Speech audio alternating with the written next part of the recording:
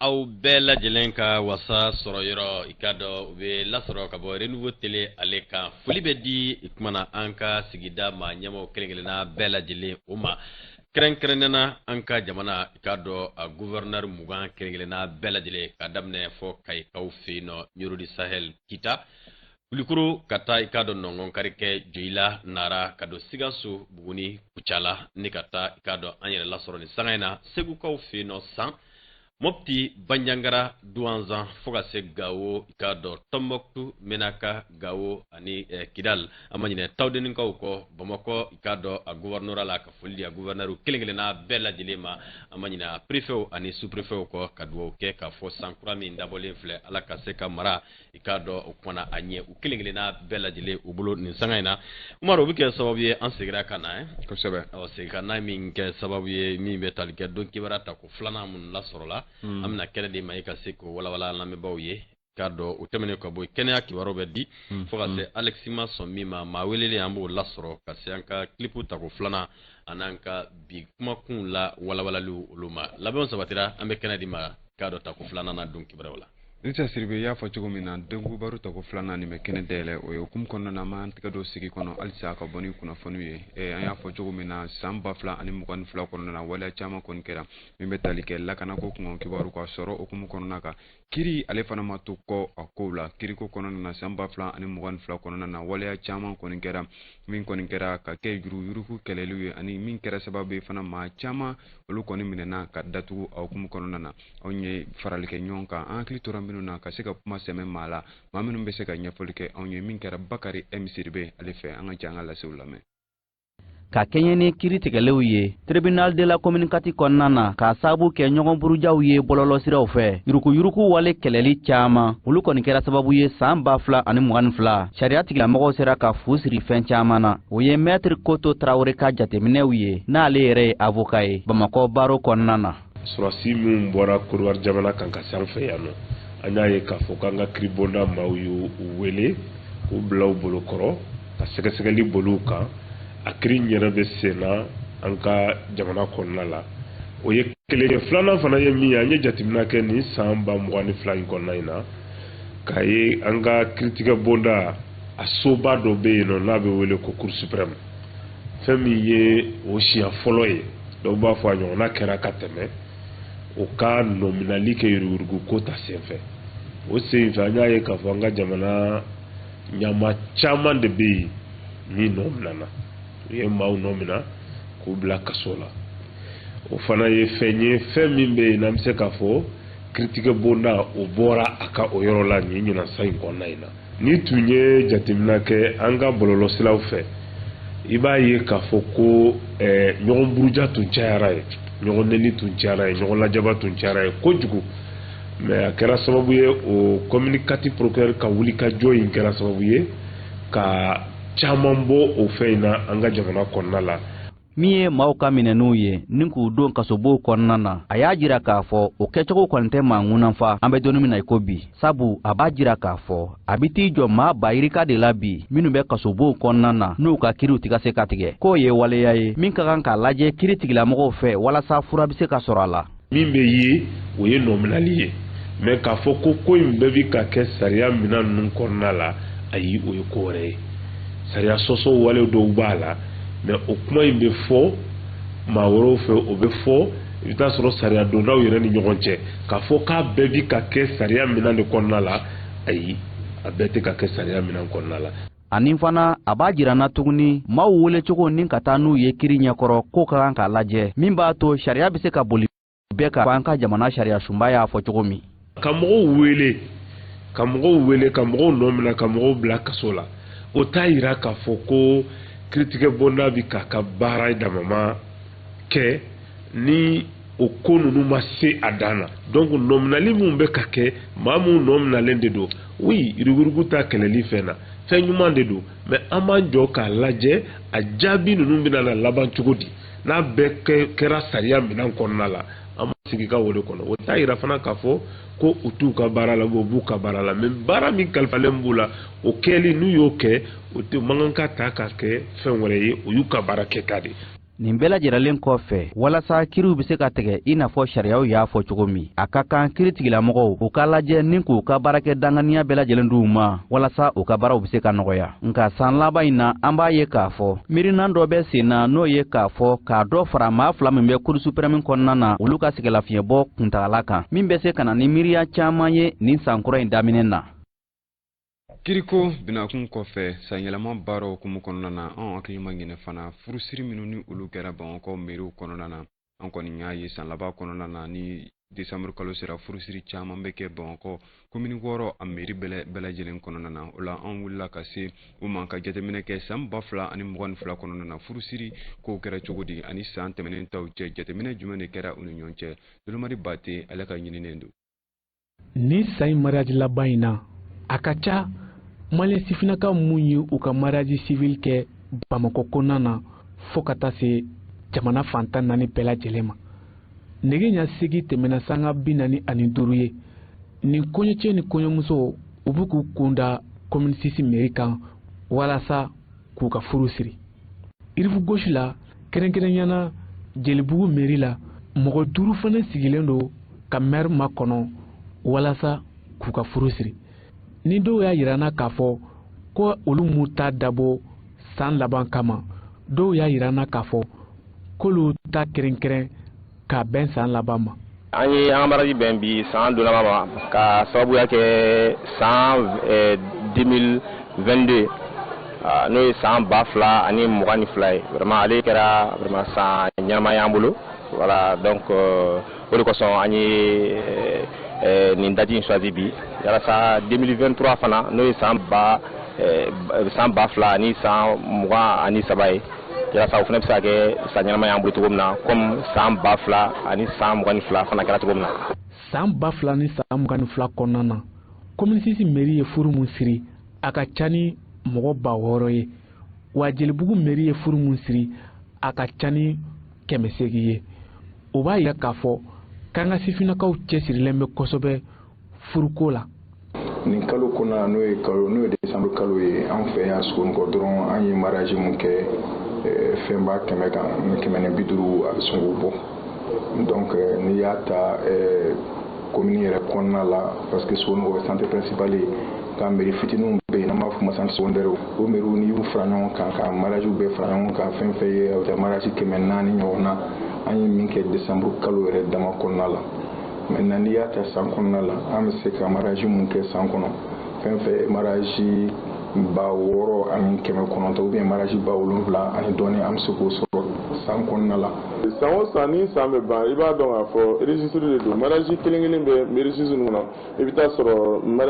registre mariage 50 i b'o de estimer a kɔnɔna na an dun b'an ka registre 17 de la bi bon n'i y'o jateminɛ k'a lajɛ tiɲɛni dɔw bɛ se ka k'a la olu annulation dɔw bɛ se ka k'a la an b'olu bɔ bon n'i y'o jateminɛ k'a la a mana kɛ cogo o cogo i bɛ se ka mariage 750 800 kɔni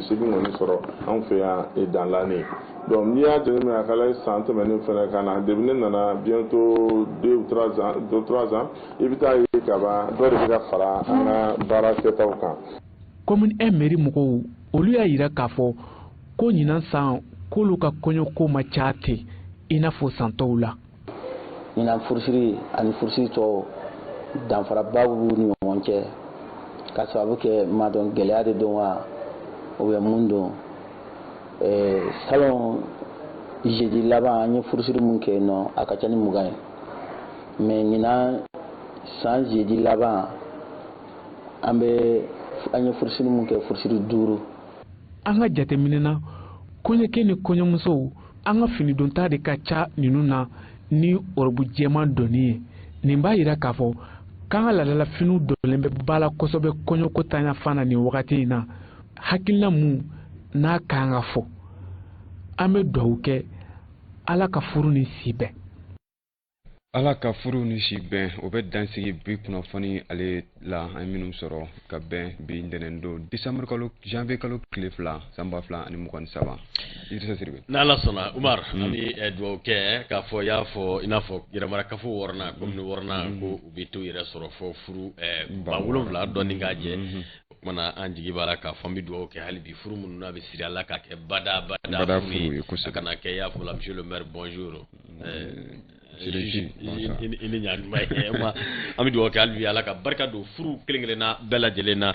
donc kibaruyaw tɛmɛnen ka bɔ yen walasa ka se ka kibaruya dɔw lasɔrɔ an yɛrɛ ka kɛnɛya ko kunkan kibaruya la Hawa Daɲogo bɛ wulikajɔ kɛ ale ye kibaruya minnu lasɔrɔ an b'a ɲamada o fɛ an bɛ sɔrɔ ne ka Alexis Kalanbiri ma sɔn min ma ne ka ɲamada o fana fɛ bi i k'a dɔn k'a fɔ kɛnɛya ko Hawa Daɲogo ale ka wulikajɔ don.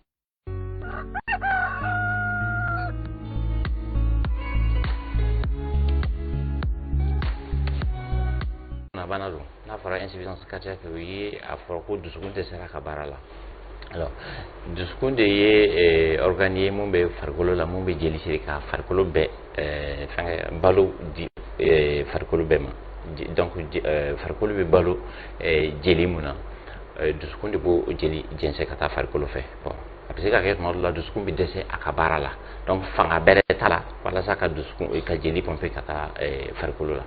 donc a bɛ fɔ o de ma ko insuffisance cardiaque dusukun bɛ dɛsɛ a ka baara la ni dusukun dɛsɛra a ka baara la maintenant o bɛ na ni taamasiyɛn dɔw ye a bɛ fɔ minnu ma insuffisance cardiaque i n'a fɔ n'a tigi bɛ tagama sisan nɔ a ninakili bɛ degun a tigi b'a fɔ ko hali ni fonctionnaire dɔ sisan n'a bɛ taa n'a ka bureau bɛ deuxième étage la a tun bɛ deli ka yɛlɛ ka sɔrɔ a ma problème sɔrɔ mais sisan n'a fɔla ka yɛlɛ n'a sera premier étage la déjà a b'a fɔ k'a ninakili bɛ ka degun ani a bɛ sɔgɔsɔgɔ bon o kɔfɛ senw bɛ lafa ani n'a dara so fɛ a bɛ dɛsɛ ka sunɔgɔ fiɲɛ bɛ tigɛ la a bɛ wuli ka sigi ninakili degun fɛ donc o de ye insuffisance cardiaque o taamasiyɛn dusukundimi sɔrɔli fɛn dɔw bɛ yen nɔ effectivement minnu b'a lateliya i n'a fɔ ni tension bɛ mɔgɔ la sisan nɔ i ma tension in furakɛ ka ɲɛ tɛ fura t'a la tuma dɔw la ni mɔgɔ an y'a jateminɛ k'a fɔ mɔgɔw ni tension b'u la a dɔw bɛ yen nɔ ni a ma kunkolodimi ni ɲɛnɛmini bila o tɛ taa fura ta ni tension normalisera u bɛ fura bila o dun man ɲi n'a fɔra ko tension bɛ mɔgɔ la i kan ka fura ta de don bɛɛ fura man ka kɔtigɛ régime alimentaire mun ye kɔgɔ fɛnɛ i kan ka kɔgɔ dunta hakɛ i kan ka kɔgɔ dunta limité o ye tension fanfɛla ye fura man ka jɔ n'i ye fura jɔ ka waati kɛ dɔrɔn a bɛ se ka dusukun kɛlɛ ka na ni insuffisance cardiaque ye o y'a cause fɔlɔ ye cause filanan ye mun ye ni diabète b'i la ni diabète in tɛ furakɛ ka ɲɛ n'a mɛnna a bɛ se ka kɛ sababu ye ka dusukun ni insuffisance cardiaque in lase i ma ani ni denmisɛnninw ka angine minnu tɛ ka furakɛ ka ɲɛ olu bɛ se ka kɛ sababu ye ka jelisiraw geren dusukun na a bɛ na ni insuffisance mitrale ni rétrécissement mitral ye problème dɔw ye minnu bɛ se ka kɛ sababu ye ka insuffisance cardiaque lase mɔgɔw ma ani mɔgɔ minnu bɛ gulɔ mi ba a bɛ se ka kɛ sababu ye ka insuffisance cardiaque lase mɔgɔ ma cigarette mi ba bɛ se ka kɛ sababu ye ka insuffisance cardiaque lase mɔgɔ ma ani banamisɛn dɔw fɛnɛ bɛ yen nɔ i n'a fɔ sida ni fɛn ninnu olu bɛɛ bɛ se ka kɛ sababu ye ka insuffisance cardiaque lase mɔgɔ ma. ayiwa hakili la faamuya sɔrɔla docteur ka ɲɛfɔli la min ni i ka dɔ bilasiralikan minnu fana bɛ d'an ma an bɛ se ka baara kɛ n'o ye walasa ka se ka an ka kɛnɛya ni ka a kɔrɔ don kosɛbɛ. Alexis Kalanbiri ale ma sɔn mun ma bi an b'a ɲɛmada u fɛ kɔfɛ an bɛ sɔrɔ ka Seydou Diallo k'ale bisimila Seydou Diallo min ni lafasatɔn min bɛ maa minnu bɛ jɔ péage la ni o ye péagistes ye olu ka i k'a dɔn syndicat maa ɲɛmaa ye a ye an tun y'a lasɔrɔ k'a fɔ gɛlɛya dɔw bɛ u kan kunnafoniyaw y'a jira k'a fɔ ni gouvernement ye ɲɔgɔn ye marakɛbaaw ye ɲɔgɔn ye ɲɔgɔn ye in kɔnɔna na mun de bɔra o kɔnɔ nka n bɛ Alexis Kalanbiri ale ma sɔn min ma ne ka ɲɛmadaw fɛ ka sɔrɔ ka Seydou ne k'ale bisimila.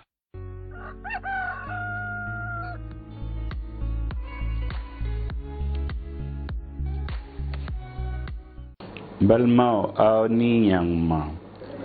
ayiwa n'a y'a jati minɛ sira tɛ Bamako bi nka maa tɛ se ka transition mɔɔw jalaki ka tugu an y'a mɛn waati la ko u ye wariba bila sen kan walasa Bamako siraw ka se ka dilan nka a bɛ n'a fɔ an ka entrepreneur caman tɛ yen minnu donna Mali kura hakilina kɔnɔ ayiwa caman bɛ yen a yɔrɔ siraw dir'u mun k'a dilan nka a fanga t'u la a dalula t'u bolo a baarakɛminɛn t'u bolo ayiwa siraw caman bɛ a ma se ka kɛ warintanya ko tɛ a ma se ka kɛ ko jamana ma sɔn ka danaya sama jamanadenw kan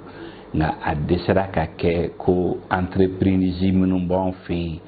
nin y'a san 30 nin y'a san 20 nin y'a san 10 ye ayiwa caman ti jɛlenya la min bɛ se k'a to u ka se ka nin baara in kɛ ayiwa fɔ an k'o lajɛ ɲɔgɔn fɛ n'an ma ɲɛ ko baara ka d'an ma n'an ma ɲɛ k'a fɔ ko an de b'a fɛ an ka se an ka jamana ka bɔ nɔgɔ la ani an yɛrɛ k'an jɔyɔrɔ fa la fɔ an ka jɛlenya tan k'an bolo fɛn ye fɔ an k'an sɛbɛ don an ka baara ma ani fɔ an k'an jɔyɔrɔ fin ne ma sɔn min ma o ye. Ayiwa Alexi Kalambri ma sɔn min ma faamuya sɔrɔla o kan sisan an b'an ka bi don maa welelen ni sɔrɔ labɛnw sabatilen don an bɛna ale bisimila bi maa welelen ye Seydou Diallo ale ye maa minnu bɛ baara kɛ péage la n'o péage la olu ka tɔn i k'a dɔn k'a fɔ lafasa tɔn o maa ye a ye an n'a bɛna hakili falen kɛ kɛnɛ kan.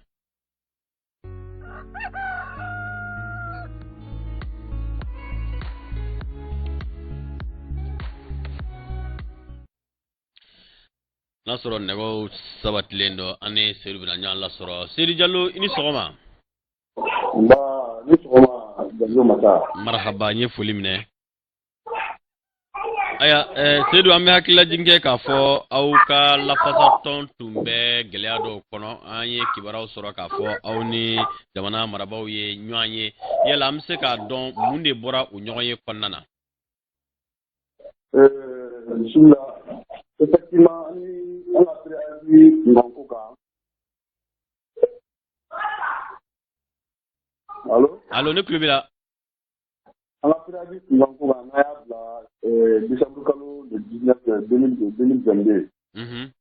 On est habité sur numéro 2022 00231 à bon ministère du Travail et de la Politique là. En date du 27 décembre 2022. À ce qui est la paraquet de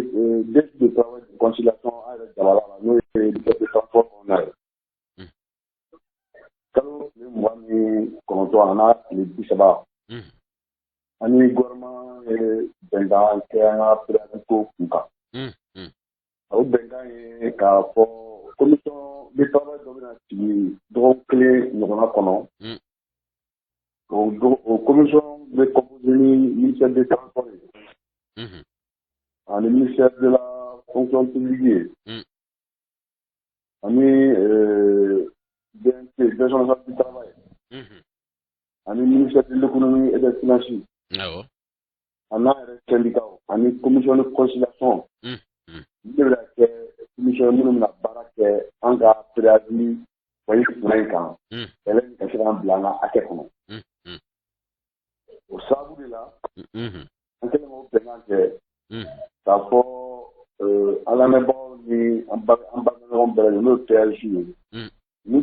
pensons que le gouvernement fait ça. Le gouvernement fait ça. Pour un gars, pour des grèves suspens pour. Ok. Pour que ça soit barré. C'est un blanc à quelqu'un. C'est lui,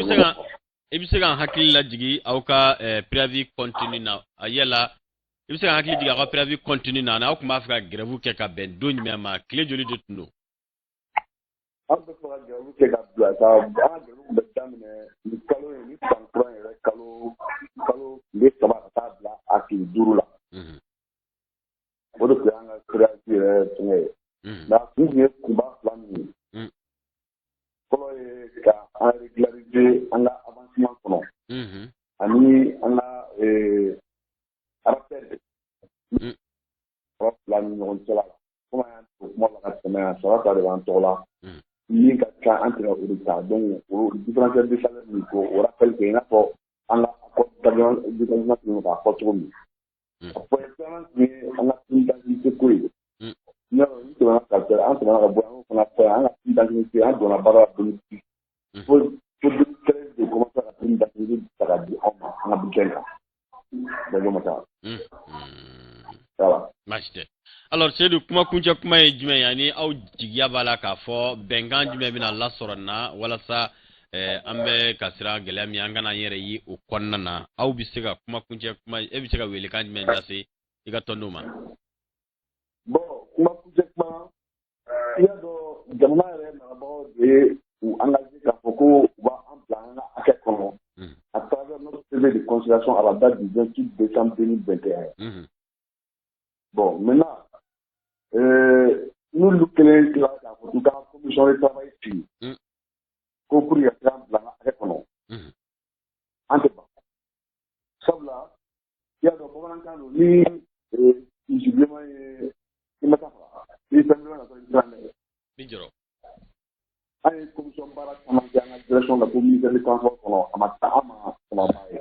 mais nya do jengi de man ne bawo ko ko commission si andam bula anji ko la bu ko fatte ya ba mu ok anji na sia de man mala bawo commission de travail la ba ba wulu anga herela wulu kono anga la anga akeko Merci. An bɛ wolo da bila péage poste de péage bɛɛ lajɛlen ma cɛ a n'a muso de rester mobilisés. Je dis encore de rester mobilisés. Ok. De rester mobilisés. Basi ami Foserou. Nanga foli bi. Merci beaucoup. Merci beaucoup. Bien, hakila ye famia soronani tiye Seydou Diallo ye ale mi ye PAISTO olu ka syndicat ma ɲɛma ye gɛlɛya minnu bɛ u kan i n'a fɔ dɔgɔkun tɛmɛnen na a da sera u ma nka ka tɛmɛ ni o gɛlɛyaw ladɔnnen ye minisiriso min ɲɛsinnen don jamana forobacɛw ani sigaso bɛ se ka sinsin cogo min na k'a dɔn olu ye fɛɛrɛw tigɛ walasa k'a fɔ k'olu bɛna sigi sen ka ninnu ka laɲini ka a ta ba la ne ka sɛgɛsɛgɛliw k'o kɛ min bɛ se ka k'a dɔ kɛ bɔda ye ka gɛlɛyaw ka caman bɔ u la kumana nin sanga in na nɛgɛ ɲɛ 8 8h ye sanga 20 ani 8 sɔrɔ Blankaw olu fɛ yen nɔ Dawuda Buware ale ka kalanso la o yɛrɛ kelen bɛ Falokaw fɛ yen nɔ an ma ɲinɛ k'a dɔn Mɔgɔnkaw kɔ foli belebele di Mɔgɔnkaw bɛɛ lajɛlen ma nin sanga in na fɔ y'a fɔ Sadugu kɔnɔna na o kumana ka Sankɔrɔkaw fo an bɛ taa an ka fɔlisen tako filanan kan min bɛ kɛ sababu ye ka aw ka nimisiwasa ni ka dɔ fara aw kan o kumana o bi kɔfɛ an bɛ sɔrɔ ka Umaru Baro ni k'ale bisimila walawalali kɛnɛ o kan.